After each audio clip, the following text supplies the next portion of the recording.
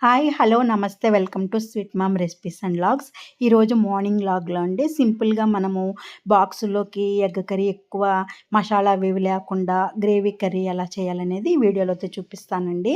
ఒక్కొక్కరు ఒక విధంగా చేస్తారు కదా, నేను ఎలా చేశాననేది ఈ వీడియోలో అయితే చూపిస్తాను. మార్నింగ్ బాక్స్ పెట్టడానికి ఫస్ట్ అయితే రైస్ అయితే పెడతానండి. రైస్ కుక్కర్లో పెట్టేస్తాను అనమాట. నేను 6 ఎగ్స్ అయితే తీసుకున్నానండి. వాటర్ వేసి నీళ్ళలో ఉడకబెట్టేసుకుంటున్నాను అనమాట ఎగ్స్ అవుతాయి. అది నేను రైస్ కూడా ఉడుకుతుందండి. ఈ లోపల ఏం చేయాలంటే మిక్సీ జార్లో అల్లము వెల్లుల్లి ఉల్లిపాయలండి పేస్ట్ చేసి పెట్టుకుంటాను అనమాట. ఈ ఉడికే లోపల ఉడికిపోయిన తర్వాత నేను ఏం చేశానంటే కొంచెం పసుపేసి నూనెలో ఎగ్స్ అయితే వేయించుకున్నానండి.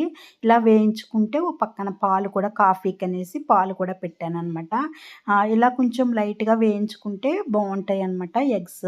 నేను అందుకని అలా వేయించుకుంటాను అనమాట. తర్వాత ఏం చేశానండి, జీలకర్ర, కొంచెం ఆవాలు, పచ్చిమిర్చి, కరివేపాకు అదే నూనెలో వేసి వేయించుకున్నాను అనమాట. ఇలా వేగినాక మనము ఉల్లిపాయలని అల్లము వెల్లుల్లిపాయలు పేస్ట్ ఉంది కదండి, ఆ పేస్ట్ అయితే వేసుకోవాలన్నమాట. ఇంకా నేను ఏమి వేయనండి, ఓన్లీ పేస్ట్ అయితే వేస్తానమాట. వేసి కొంచెం బాగా వేయించుకుంటాను అనమాట అండి. ఇలా ఇక్కడ నేను అలా వేయించుకుంటున్నాను అనమాట. అంతేనండి, సింపుల్గా ఇలా ఇదైతే బాగా వేగినాక నేను ఉల్లిపాయలు కావాల్సిన వాళ్ళు ఉల్లిపాయలు వేసుకోవచ్చు. నేను ఇలా పేస్ట్ చేస్తానండి గ్రేవీగా రావాలంటే. కొంచెం చూడండి ఇలా వేగుతుంది కదా, ఇలా వేగినప్పుడు నేను ఏం చేశానంటే కొంచెము సరిపడా సాల్ట్ అయితే వేసుకోవాలండి మనకి. తర్వాత నేను సరిపడా కారం కూడా వేసేసుకుంటాను.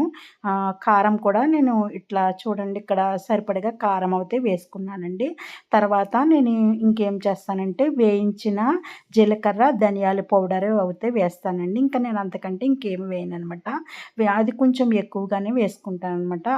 వేయించిన ధనియాలు జీలకర్ర పౌడర్ అంటే అంతేనండి. అంతకంటే నేనేమైతే మసాలాలు అయితే వేయను.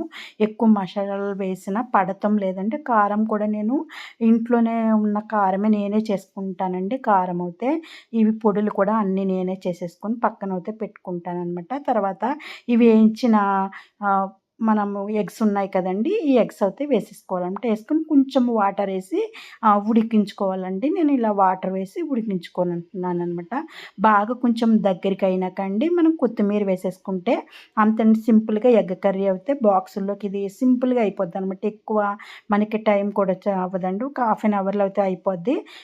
నేనైతే 6కే స్టార్ట్ చేస్తే నేను 7 కల్లా బాక్స్ అయితే రెడీ అయిపోతుందండి. అట్లా నేను చేసేసుకుంటాను అనమాట. అంతేనండి, ఎగ్ కర్రీ అయితే రెడీ అయిపోయింది సింపుల్గా. నేను ఇంతకంటే ఇంకా మసాలాలు కూడా నేను ఏమీ వేయను అనమాట. ఇలా సింపుల్గా ఎగ్ కర్రీ చేసుకుంటానండి. ఇది నేను మళ్ళీ కొంచెము బాక్సుల్లోకి అయితే నేను రెడీ చేసేసి పెట్టేసాను అనమాట. ఇది నేనైతే ఇవి బాక్సుల్లోకి అయితే రైస్ రెడీ అయిపోయింది. తర్వాత ఎగ్ కర్రీ కూడా రెడీ అయిపోయిందండి. తర్వాత నేను పెరుగు వేసి పెట్టేస్తాను అనమాట బాక్సులు. ఇలా మా బాబుకి అయితే బాక్స్ అయితే పెట్టేశానండి. అంతేనండి, సింపుల్గా అంతే. ఇంకా కార్తీక మాసం అయిపోయింది కదా, ఇంకా నేను అన్ని నాన్ వెజ్ రెసిపీస్ అయితే ఇంక చేసుకుంటానండి. నేనైతే వీక్లీకి సరిపడగా వెన్న ముద్ద అయితే ఇట్లా చేసేసుకుని ఇట్లా నెయ్యి అయితే కాసేసుకుంటానండి. ఆ నేతిలో నేను ఏం చేస్తానంటే కొంచెము తులసాకులు కూడా వేసుకుంటానండి. అలా వేసుకుంటే మనకు నెయ్యి చాలా బాగుంటుంది అనమాట. ఇట్లా వీక్లీ 1 టైం అయితే నెయ్యి ఇలా చేసేసుకుని ఒక డబ్బాలో అయితే స్టోరేజ్ చేసుకుంటాను అనమాట. ఇది మనకి పప్పుల్లో కానీ అలా వేసుకోవడానికి అయితే చాలా బాగుంటుందండి నెయ్యి అని. ఇట్లా మనకి వచ్చిన పాలతో మేము పాలు తీసుకుంటాం అనమాట. ఆ పాలతో చేస్తానండి. ఇలాగ మీకు నచ్చినట్లయితే ప్లీజ్ లైక్ చేయండి, షేర్ చేయండి, సబ్స్క్రైబ్ చేయండి. Thank you for watching.